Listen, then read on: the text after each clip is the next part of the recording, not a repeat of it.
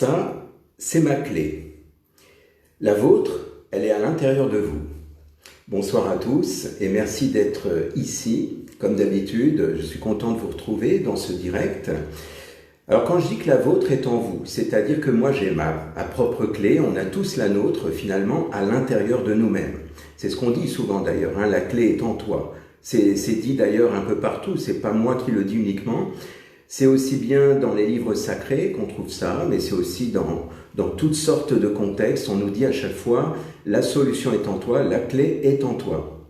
Alors, comment ça fonctionne? Eh bien, je voudrais vous parler de la responsabilité. Hein. J'ai titré « responsable mais pas coupable ».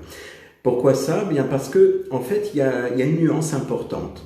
Si par exemple vous me prenez en flagrant délit, admettons je viens de faire quelque chose devant vous, vous me prenez en flagrant délit, donc vous savez que je suis complètement en tort, et imaginez un instant que je vous dise « non, ce n'est pas moi ». Et à la limite, imaginons même si je vais plus loin, je vous accuse. Je vous dis c'est vous, c'est pas moi, moi je n'y suis pour rien, j'ai rien fait. Comment vous allez réagir? En général, vous allez vous rebeller, vous allez vous dire non, c'est injuste, vous ne pouvez pas dire ça, je vous ai vu.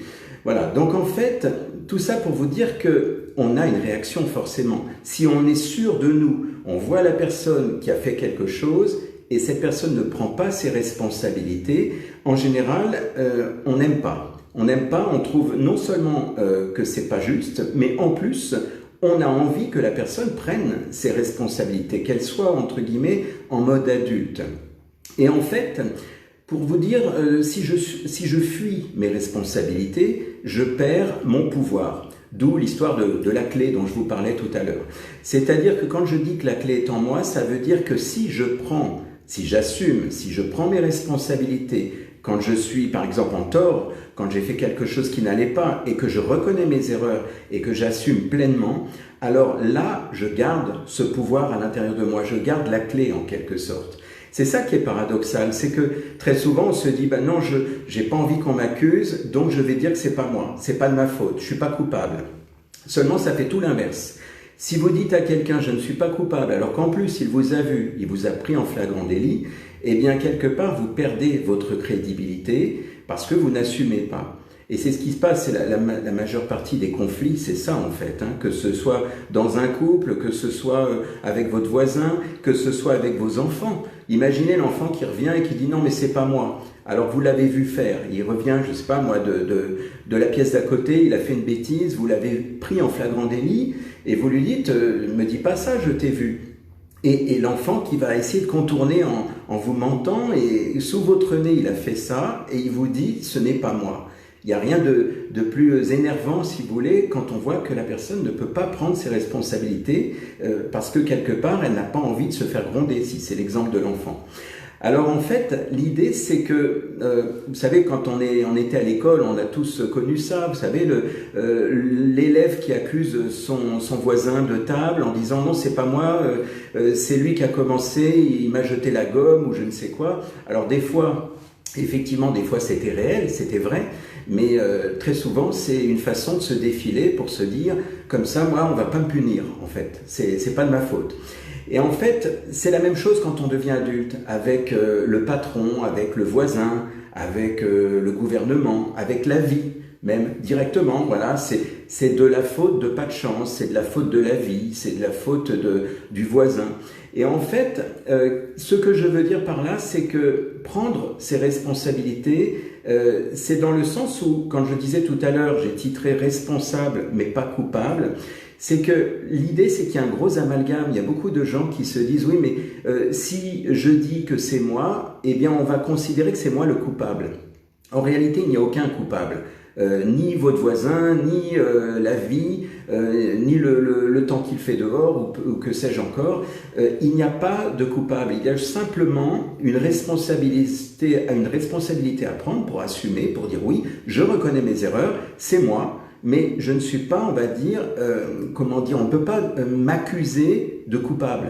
On ne peut pas parler de culpabilité. Parce que simplement, quand il s'agit de faire quelque chose, quand j'ai fait par exemple une mauvaise action, j'ai fait une erreur, eh bien, quelque part, la notion de culpabilité, ça voudrait dire que j'aurais dû faire autrement. Seulement moi, si j'ai agi de cette manière, c'est certainement parce que j'avais une bonne raison.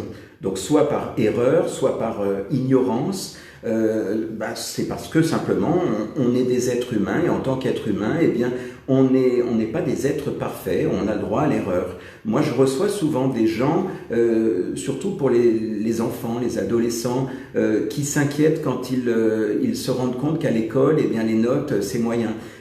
Ils ne se donnent pas le droit à l'erreur et ils se rendent malades quand ils ont des notes plus basses que d'habitude, parce qu'ils ont l'impression qu'il ne faut surtout pas faire d'erreur. Or des fois évidemment ils me le disent, des fois ils me disent oui parce que j'ai peur que mes parents me grondent, j'ai peur que mes parents me disent que c'est pas bien. Et c'est très important, je pense, de faire la distinction parce que très souvent on met ça dans le même panier en disant voilà, il est responsable, donc c'est le coupable. En fait, il n'y a pas de coupable. Même chose dans votre famille, vos amis, vos relations amoureuses. Si vous cherchez un coupable, eh bien, quelque part, vous vous déresponsabilisez, vous perdez, comme je disais tout à l'heure, votre pouvoir, la fameuse clé dont je parlais. Donc, l'idée, c'est vraiment de se comporter en mode adulte et de dire que oui, peut-être que la personne a des responsabilités, vous avez les vôtres. En général, on dit que c'est 50-50 dans les couples. En tout cas, l'idée, c'est de prendre conscience que, quelque part, tout ce qui existe a une bonne raison d'être.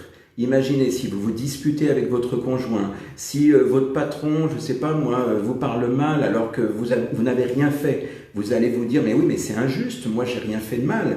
Dites-vous que, évidemment, dans votre jugement personnel, vous allez vous dire, c'est pas sympa, c'est même injuste parfois. Mais l'idée, c'est de voir ça à l'échelle beaucoup plus large, c'est-à-dire au niveau de la vie. Et si je regarde au niveau de l'échelle de la vie, eh bien, l'injustice n'existe pas, ce n'est que de l'information. C'est vrai que ça paraît un petit peu cru de le dire comme ça, il y a des gens qui découvrent ce principe-là, mais la notion d'injustice, elle est liée à notre ego. C'est-à-dire que ce que je trouve injuste, c'est parce que j'ai l'impression quelque part qu'on m'a embarqué dans quelque chose qui n'était pas OK pour moi.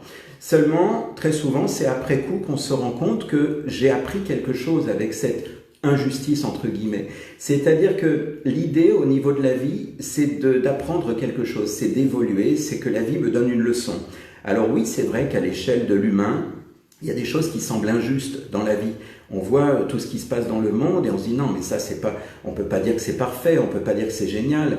Mais si on regarde à l'échelle, on va dire, de la vie, comme je disais tout à l'heure, eh bien l'idée c'est de comprendre qu'il n'y a pas de coupable. Il n'y a pas de coupable. Il y a simplement à prendre nos responsabilités, à observer ce qui se passe et simplement à tirer des leçons, des enseignements de ce qui se passe. C'est vrai que des fois on est malmené, c'est vrai que des fois il y a des choses qui ne devraient pas être et qui sont. Maintenant, si on commence à chercher un coupable à l'extérieur en pointant du doigt, eh bien pour le coup, on perd ce fameux pouvoir de changer les choses. Alors, comment on peut parler de pouvoir? C'est très simple, c'est que si je déverse ma responsabilité sur les autres en disant c'est la faute du mauvais temps, c'est la faute de la vie, j'en sais rien, moi les embouteillages, les disputes, c'est lui qui a commencé, c'est pas moi. Quand je dis que je perds le pouvoir, ça veut dire que je ne peux plus rien faire puisque je n'y suis pour rien. Je suis simplement une victime et je subis ce qui arrive. Et l'idée, c'est que, quand je vous disais tout à l'heure que si je suis responsable, j'ai le pouvoir, ça veut dire qu'à l'intérieur de moi, je peux changer des choses pour reprendre les rênes en quelque sorte. C'est de me dire, ok, un tel a agi comme ceci, un tel a été comme ça avec moi. C'est sans doute qu'il y a quelque chose à l'intérieur de moi qui a fait que cette personne ait réagi de cette manière. Imaginons quelqu'un qui est agressif. Il est agressif, il vient me voir avec de l'agressivité. On pourrait se dire, ben oui, mais moi je n'ai rien fait, je n'y suis pour rien. Mais si cette personne a été agressive avec moi et qu'elle est venue me voir moi et pas mon voisin, eh bien c'est sans doute qu'à l'intérieur de moi, il y avait quelque chose qui inconsciemment a déclenché chez cette personne cette envie de m'agresser moi. Donc l'idée c'est de considérer comme une leçon, de se dire à l'intérieur de moi, tiens, curieux, cette personne m'a agressé, je ne lui avais rien fait. Donc comme je disais tout à l'heure, entre guillemets, c'est injuste si on regarde à mon niveau à moi, en tant qu'individu. Mais si je regarde à l'échelle de la vie, peut-être que la vie est en train de m'envoyer un miroir en version réelle, avec une personne en face de moi, un miroir qui me dit « Attention, il y a quelque chose à l'intérieur de toi qui génèrent de l'agressivité, de sorte que les gens deviennent agressifs envers moi. Et très souvent, vous avez dû remarquer que lorsqu'il y en a un qui vous agresse, il y en a plusieurs. Des fois, vous vous dites, mais c'est pas possible, ils se sont donné la main, c'est pas possible. Vous avez, par exemple, je sais pas, moi, votre patron qui vous parle mal, ensuite, il y a quelqu'un dans la rue qui vous klaxonne, une personne vous insulte. Vous avez l'impression que ces gens se sont donné la main, au final, pour vous agresser. Et quelque part, comme on dit, il n'y a pas de hasard. Donc l'idée, c'est de vérifier à l'intérieur de vous, quelque part, s'il n'y a pas un déclencheur inconscient. C'est souvent ce qui se passe, d'ailleurs. C'est souvent, d'ailleurs, quand on en parle dans les séances de thérapie, les gens me disent, en général, de façon rebelle, mais attendez, vous plaisantez, c'est eux qui ont commencé, c'est eux qui m'ont agressé. Seulement, l'idée, c'est comme je disais tout à l'heure, si on commence à chercher un coupable à l'extérieur, eh bien, en quelque sorte, on se déresponsabilise et là, pour le coup, on subit. On se dit, non, c'est pas de chance, j'ai pas de chance dans ma vie, tout me tombe dessus, je suis pessimiste, c'est comme ça, etc. Si maintenant je reprends ce pouvoir, cette fameuse clé dont je vous parlais tout à l'heure, alors là, pour le coup, je me dis, tiens, voyons voir à l'intérieur. C'est peut-être pas par hasard que tous ces gens viennent vers moi en m'agressant, en me provoquant, etc. Alors je dis les gens, comme je disais tout à l'heure, ça peut être aussi la vie en général. Si par exemple, je ne sais pas, moi, il y a un embouteillage, là, c'est pas de la faute d'une personne. Là, pour le coup, c'est bien qu'il y a quelque chose dans l'atmosphère qui fait que, comme par hasard, ça m'arrive à moi. Donc, rappelez-vous que les choses arrivent, mais en réalité, rien ne vous arrive vraiment. Pensez à cette notion de leçon de vie, d'enseignement. C'est de vous dire, tiens, peut-être que la leçon que je dois apprendre ici, c'est peut-être que, tiens, je déclenche quelque chose qui fait que chez la personne, ça fait un effet miroir. Par exemple, je vais vous raconter une petite anecdote d'ailleurs à ce propos de responsabilisation. C'est que moi je me souviens à une époque, je sortais de mon club d'arts martiaux il y a quelques années et puis je prends ma voiture, c'était le soir et il y avait une priorité à droite que je n'avais pas vue. Ça m'arrive, je suis un être humain comme vous, on fait des erreurs. Ça va, je roulais lentement, mais je me souviens que cette personne était sortie de sa voiture et j'ai senti qu'elle semblait agressive, comme si elle m'en voulait, comme si à la limite, fallait surtout pas que je bronche parce que sinon, elle allait monter le ton.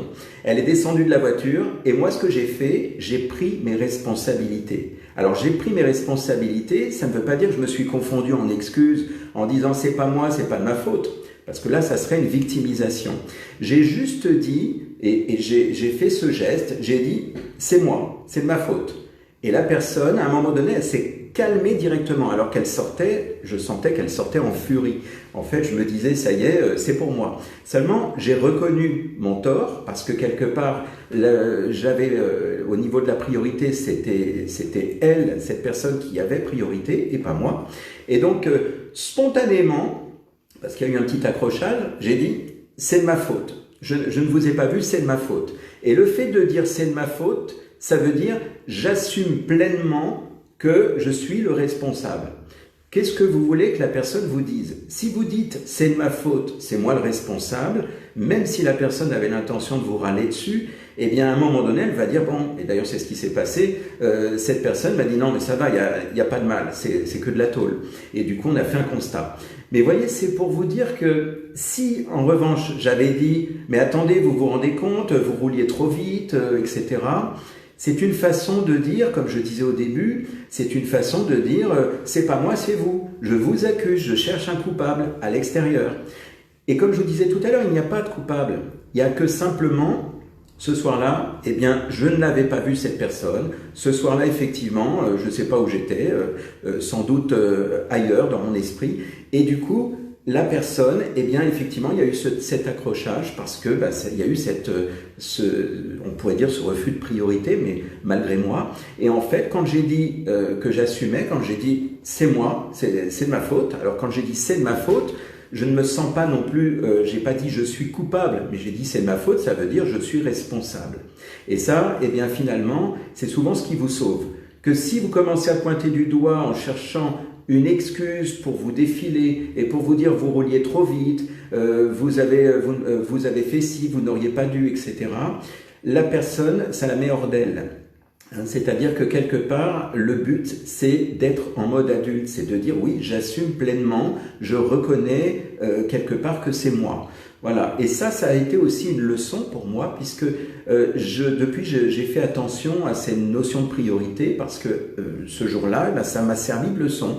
Alors peut-être que la vie m'a dit, ben, attention, la prochaine fois, fais attention. Voilà. Donc, rappelez-vous que c'est surtout une notion d'enseignement qui est spécialement adapté pour vous au moment où vous vivez cet événement. Donc, tout ce que vous qualifiez d'injuste, de c'est de la faute des autres, si seulement il se passait ceci, j'ai vraiment pas de chance. Quand vous dites ça, vous perdez votre pouvoir. Donc, la fameuse clé là dont je vous ai parlé tout à l'heure, là quand je vous disais moi c'est la mienne, vous avez la vôtre en vous, eh bien c'est ça, c'est de vous dire quelque part que vous êtes quelque part le maître à bord quand vous dites je suis responsable, c'est moi, j'assume. Il n'y a pas d'amalgame à faire avec l'idée de dire tiens bah oui mais si je dis que je suis responsable, c'est pas terrible, ça voudrait dire que je suis fautif. Comme je vous disais, il n'y a pas de coupable. On n'est pas coupable, on est responsable parce qu'on est des êtres humains, parce qu'on fait tous des erreurs et donc on fera mieux la prochaine fois. Donc l'idée c'est de considérer que quand il y a quelque chose qui se passe, eh bien au lieu de dire c'est injuste, c'est pas normal, c'est de la faute des autres, eh bien je prends cette clé à l'intérieur de moi et je mets en place des actions, ou je mets en place des solutions en quelque sorte, j'agis plutôt que de laisser les choses se faire et puis de dire oh là là j'ai vraiment pas de chance. Voilà en quelque sorte le message que je voulais vous transmettre ce soir à propos de cette responsabilisation. Eh bien, je vous souhaite un excellent week-end et puis je vous remercie de m'avoir regardé, de m'avoir écouté et puis je vais répondre. J'ai vu qu'il y avait quelques personnes qui sont intervenues, qui m'ont sans doute posé des questions. Je vais de ce pas répondre à vos messages. Je vous souhaite une excellente soirée. Je vous dis à très bientôt.